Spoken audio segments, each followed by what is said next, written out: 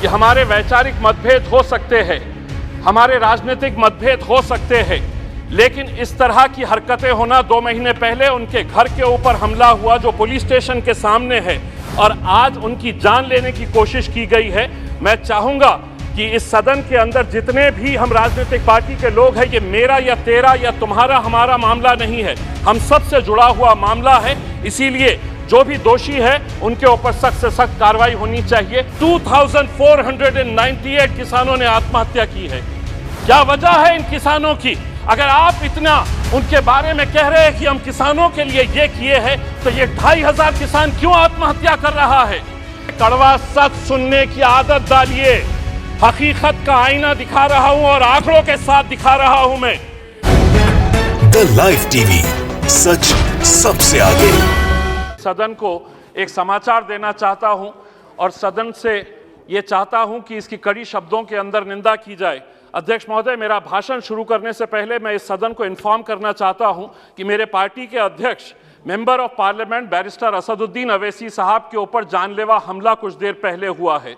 उनके ऊपर मीरठ से जब वो प्रचार करके वापस आ रहे थे तो 2 बंदूकधारियों ने उनकी गाड़ी के ऊपर हमला किया, गोलियां चलाई, लेकिन उनकी जान बच गई। वो आए हैं वापस। मैं सरकार से ये अनुरोध करूंगा कि हमारे वैचारिक मतभेद हो सकते हैं, हमारे राजनीतिक मतभेद हो सकते हैं, लेकिन इस तरह की हरकतें होना 2 महीने पहले उनके घर के ऊपर हमला हुआ जो पुलिस स्टेशन के सामने है और आज उनकी जान लेने की कोशिश की गई है। मैं चाहूंगा कि इस सदन के अंदर जितने भी हम राजनीतिक पार्टी के लोग हैं, ये मेरा या तेरा या तुम्हारा हमारा मामला नहीं है, हम सबसे जुड़ा हुआ मामला है। इसीलिए जो भी दोषी है उनके ऊपर सख्त से सख्त कार्रवाई होनी चाहिए, ये मैं सूचना देना चाह रहा था। महामहिम राष्ट्रपति जी का भाषण सुनने के बाद ऐसा लग रहा था कि इस देश के अंदर सब कुछ बहुत कुशल मंगल है, सब कुछ बहुत अच्छा चल रहा है। सपनों का देश कैसा होगा, ये राष्ट्रपति जी के भाषण को सुनकर ऐसा लग रहा था, लेकिन हकीकत क्या है मैं अध्यक्ष जी मैं आपको बताना चाहता हूं और शुरुआत करता हूं उन गरीबों से जिनके आंखों के अंदर आपने 6 साल पहले एक सपना दिखाया था। 2015 के अंदर हमने देश भर के अंदर वो होर्डिंग्स देखे थे जिसके ऊपर मोदी जी की तस्वीर थी और ये लिखा हुआ था कि 2022 तक हर बेघर को हम घर देंगे प्रधानमंत्री आवास योजना के तहत। मैं देश के आंकड़ों के बारे में नहीं कहता हूं, लेकिन मेरे अपने जिले के मैं आंकड़े बताता हूं जो आपको चौंका देंगे। 80,000 लोगों ने आवेदन किया, गरीब लोग जिनको ये उम्मीद थी कि हमको एक घर मिलेगा क्योंकि मोदी जी कह रहे हैं। 52,000 लोग एलिजिबल हुए, 52,000 लोग क्वालिफाई हुए हैं। और मैं आपको बताऊं कि जनवरी 2022 8 दिन पहले तक का आंकड़ा 22,000 लोग एलिजिबल हुए और उसमें से दिए कितने गए घर? 355 लोगों को घर दिए गए हैं। मैं औरंगाबाद जिले की बात कर रहा हूं। क्या वजह है कि आप इतने बड़े बड़े आंकड़े दिखा रहे हैं? आप ये कह रहे हैं करोड़ों के अंदर। मैं पूरे दस्तावेज के साथ आपको बताया हूं कि 7 सालों से आपने उन गरीबों को सपना दिखाया कि मुझे घर मिलने वाला है। 52,000 लोग इस इंतजार में है कि मोदी जी अब घर देंगे और 355 लोगों को घर दिया गया है। अध्यक्ष महोदय, हम बहुत सारे सांसदों ने किसानों के बारे में बात कही है। बहुत सारे भारतीय जनता पार्टी के जो महाराष्ट्र से आने वाले सांसद हैं, उन्होंने किसानों के बारे में बात की और बताया कि सरकार किसानों के ताल्लुक से क्या अच्छे कदम उठा रही है। मैं उस सरकार से पूछना चाहता हूं कि मेरे अकेले महाराष्ट्र राज्य के अंदर जनवरी 2021 से लेकर नवंबर 2021 तक 11 महीनों के अंदर 2498 किसानों ने आत्महत्या की है। क्या वजह है इन किसानों की? अगर आप इतना उनके बारे में कह रहे हैं कि हम किसानों के लिए ये किए हैं, तो ये 2500 किसान क्यों आत्महत्या कर रहा है? अध्यक्ष महोदय, ये small micro financing companies, private companies, banks loan नहीं दे रही, किसान उन प्राइवेट कंपनीज के पास जा रहा है जिसका इंटरेस्ट रेट इतना ज्यादा हो जाता है, किसान की फसल बर्बाद हो जाती है, पैसा नहीं, और जब वो वसूल करने के लिए किसान के पास जाता है तब उसको ये पता चलता है कि मेरे पास तो कुछ नहीं, तो वो आत्महत्या कर लेता है। आज देश भर के अंदर डुप्लीकेट फर्टिलाइजर्स, पेस्टिसाइड्स का एक धड़ल्ले से कारोबार चल रहा है, उसके ऊपर रोक लगाने की जरूरत है। सुनिए आप, मैं हकीकत बता रहा हूं, आपको आईना दिखा रहा हूं। अध्यक्ष महोदय, कड़वा सच सुनने की आदत डालिए।